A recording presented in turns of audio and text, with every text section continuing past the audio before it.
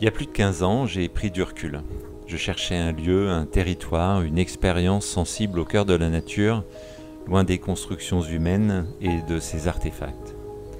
De citadin dans l'industrie du cinéma, vivant à New York et à Paris, je suis passé paysan parfumeur, dans un sanctuaire végétal de plus de 800 oliviers centenaires, de vignes et de plantes médicinales.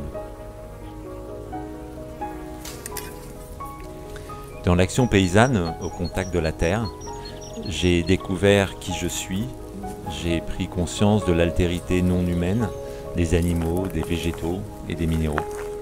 Et comme l'ont été souvent les poètes, j'ai été particulièrement sensible à la beauté plastique des arbres, de la fragrance envoûtante des fleurs. J'ai été ébloui, j'ai incorporé l'altérité radicale des plantes par l'inspiration de leur souffle, de leur odeur. De ces observations sont nés 7 parfums qui forment comme un voyage initiatique où nous évoluerons suivant des étapes émotionnelles vers un être plus conscient, plus présent au monde. En tant que paysan parfumeur, j'ai le privilège de cultiver une partie importante des plantes qui entrent dans la composition.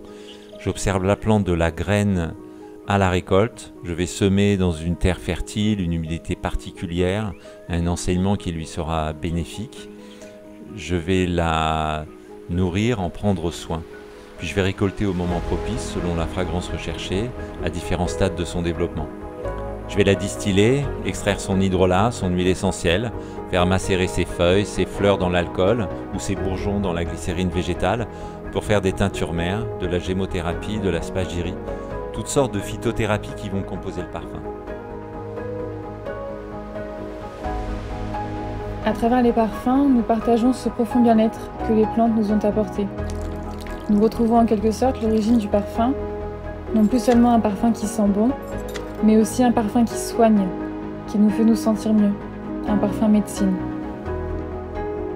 Nature is ma religion, Perfume is ma médecine est une marque aphorisme et insolente, qui ne se substitue bien entendu à aucune religion, ni d'ailleurs à la médecine allopathique. Nous souhaitons simplement ouvrir, en ces temps un peu troublés, mais formidablement ouverts au changement de paradigme, une proposition à voir le monde autrement, différemment.